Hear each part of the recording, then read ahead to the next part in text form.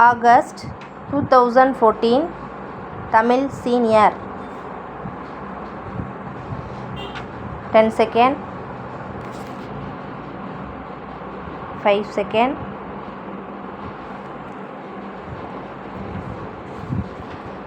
start.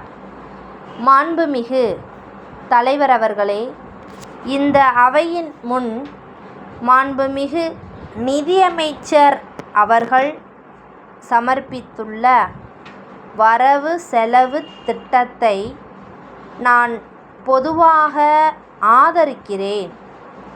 இதில் பல அபிவிருத்தி திட்டங்கள் சேர்க்கப்பட்டிருப்பது குறிப்பிடத்தக்கது. வரவு செலவு திட்டத்தில் துண்டு விழுந்துள்ளதால் புதிய வரி முறைகள் போடப்பட்டிருக்கின்றன. நிலவரி உயர்வு சிறு விவசாயிகளையும் வறண்ட பகுதிகளையும் பாதிப்பதாக இருக்கிறது. இதை மாண்புமிகு நிதியமைச்சருடைய கவனத்திற்கு கொண்டு வருகிறேன். பொதுவாக விவசாயிகளுடைய உற்பத்தி பொருள்களின் விலை இறங்குமுகமாகவும் விவசாயிகள் வாங்கக்கூடிய இதர பொருள்கள் விலை ஏறுமுகமாகவும் இருக்கிறது. இதை சமநிலைப்படுத்த வேண்டியது அவசியம். அரசின் கடமைகளில் இதுவும் ஒன்றாகும் என்பதை தெரிவித்துக் கொள்கிறேன். விவசாயிகளுடைய கடன் வசதிக்கு திட்டவட்டமான ஏற்பாடு அவசியமாகும் என்பதை இந்த நேரத்தில் வற்புறுத்துகிறேன். விவசாயிகள் கடனை திருப்பிச் செலுத்துவதை தள்ளி போடும் சட்ட முன்வடிவால் ஏற்பட்ட நிலைமையை அரசு கவனிக்க வேண்டும் என கேட்டுக்கொள்கிறேன். விவசாய பொருளாதார நிலை மோசமானால் விவசாயிகளின் நிலைமை விபரீதமாகும் என்பதை அரசின் கவனத்திற்கு கொண்டு வருகிறேன். கிராமங்களில் கூட்டுறவு வங்கிகள் ஏற்படுத்தி விவசாயிகளுக்கு கஷ்டம் இல்லாமல் விரைவில் கடன் கிடைப்பதற்கு வேண்டிய ஏற்பாடுகள் செய்ய வேண்டியது அவசியமாகும். இது பற்றி அரசு கவனம் செலுத்த வேண்டும் என்று கேட்டுக்கொள்கிறேன்.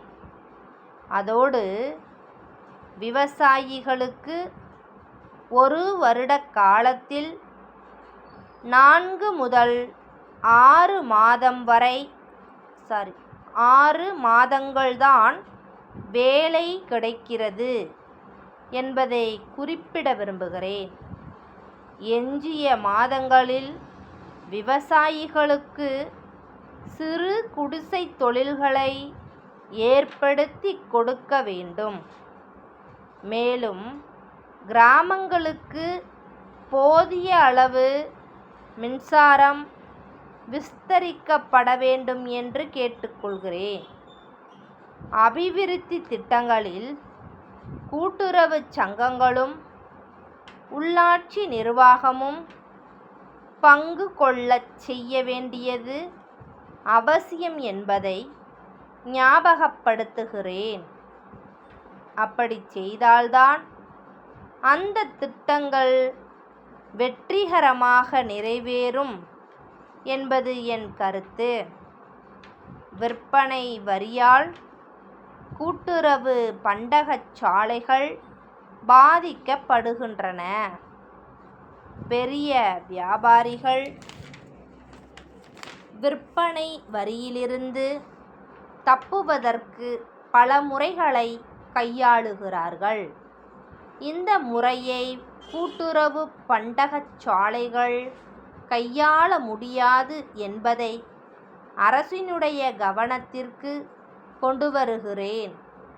ஆகையால் கூட்டுறவு பண்டகச்சாலைக்கும் கூட்டுறவு நெசவாளர் உற்பத்தி விற்பனை சங்கங்களுக்கும் விற்பனை வரியிலிருந்து விலக்கு அளிக்க வேண்டும் என்று கேட்டுக்கொள்கிறேன்.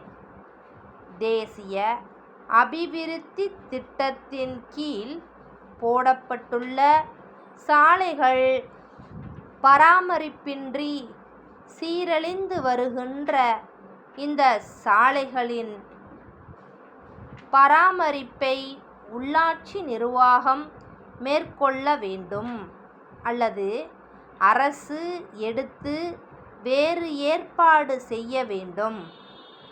தேசிய விஸ்தரிப்பு திட்ட வட்டாரத்தில் சாலைகள் போடுவதற்கு கஷ்டமாக இருப்பதால் சில விதிகளை அரசு வகுக்க வேண்டும் என்று கேட்டுக்கொள்கிறேன்.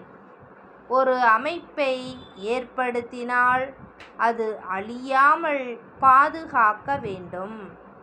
மும்பை சிவாஜி கூட்டமைப்பிலிருந்து கொல்கத்தா துர்கா கூட்டமைப்பிற்கு எழுதும் கடிதம். அன்புடையீர், நாங்கள் குளிர்பதன பெட்டி தயாரிப்பினும் விற்பனையிலும் நீண்ட காலமாக ஈடுபட்டிருப்பது தங்களுக்கு நன்கு தெரியும். இப்பொழுது சில இயந்திர நுட்பங்களின் மூலம் இந்த பெட்டிகள் கூடுதல் பயனளிக்கும் வகையில் சில மாற்றங்கள் செய்திருக்கிறோம். இதில் பனிக்கட்டி உறையாதபடியும் அமைத்துள்ளோம். கூடுதலாக அறைகள் ஏற்படுத்தப்பட்டு இருப்பதால் பால் போன்ற திரவப் பொருள்கள் ஒரு அறையிலும் இதர காய் கனி போன்ற பொருள்களை வேறு அறைகளிலும் வைத்துக்கொள்ள வசதியாக அமைக்கப்பட்டுள்ளது. இதை பார்வையிட்டவர்கள் இதை விரும்பி வாங்க உற்சாகத்துடன் இருக்கிறார்கள். வாடிக்கையாளர்களுடைய வசதியை கருத்தில் கொண்டு தற்காலிகமாக இவற்றை சலுகை விலையில் விற்க முடிவு செய்துள்ளோம். காலம் கடந்தால் விலையை ஏற்றக்கூடிய வாய்ப்பு உள்ளது.